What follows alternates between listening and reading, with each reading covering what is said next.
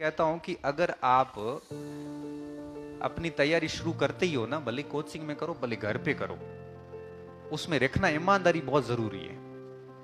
अगर आप धोखा दोगे जिन के सभी को, घर वालों को, तो आप मान के चलिए कि आप एक बार या दो बार धोखा दे सकते हो, बार बार नहीं दे सकते। और धीरे धीरे स्थिति ऐसी हो जाएगी, घर वाले शादी कर देंगे, शादी करने के बाद में 1-2 साल तक खर्चा देंगे, तीसरे साल कहे भाई तेरा टाबर तुमको बाढ़ के, तेरे करने वाला हमने कर लिया।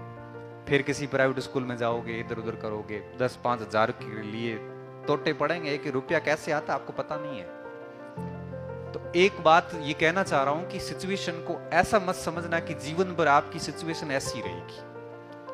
आप बहुत सौभाग्यशाली लोग हैं कि आप यहां तक पहुंचे हैं। यहां तक का मतलब कोचिंग सेंटर की बिल्डिंग तक नहीं कह रहा हूं, यहां तक का मतलब ये है कि आपको एक अपॉर्चुनिटी मिल रही है और आपके घर वाले आपको पढ़ाने के लिए तैयार है।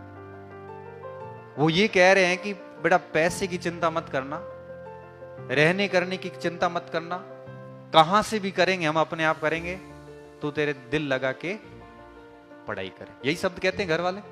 अब वो पैसे कहां से लाते हैं हमारे को पता है भाई। हम किसी करोड़पति बाप के बेटे नहीं है, हम किसी इंडस्ट्रियलिस्ट उद्योगपति के पुत्र नहीं है, ना हम किसी आईएएस आरएएस के पुत्र हैं।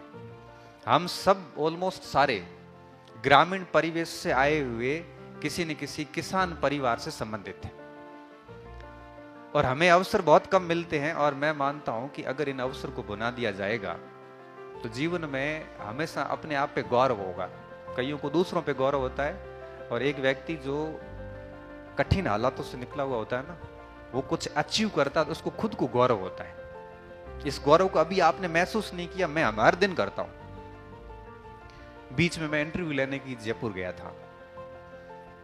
अब मैं जयपुर गया तो वहां पे मुझे इतने बच्चे मिले, मतलब मैं एक समय था, मैं 13 साल पहले जयपुर गया था तो कोई जानता ही नहीं था। अभी जब 13 साल बाद अभी 1 महीने पहले गया था तो स्थिति ये थी कि होटल से लेके कोचिंग सेंटर जहां जहां गया ना, मुझे कोई न कोई बच्चा जरूर मिला, सर नमस्कार। क्यों? ये इस शरीर का सम्मान नहीं है, ये सम्मान है नॉलेज का। आप जितना अर्जित करोगे, डॉक्टर भीमराव अंबेडकर क्या कह के गए? भीमराव अंबेडकर को मानने वाले और पढ़ने वालों को एक बात पता है। उन्होंने कहा था कि जो ताकत इस किताब में है ना, वो ताकत इस दुनिया की किसी शक्ति में नहीं। और इसमें जितना डूबोगे ना लोग, उतना आपको ऊपर उठाते जाएंगे।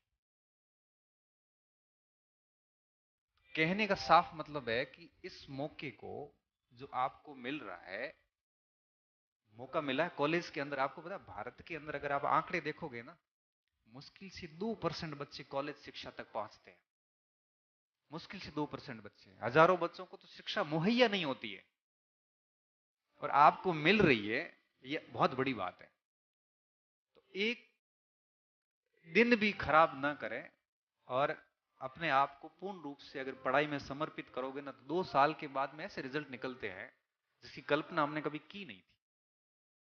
मैं खुद बैठा हूं आपके सामने, 10th के अंदर बड़ी मुश्किल से पास हुआ था।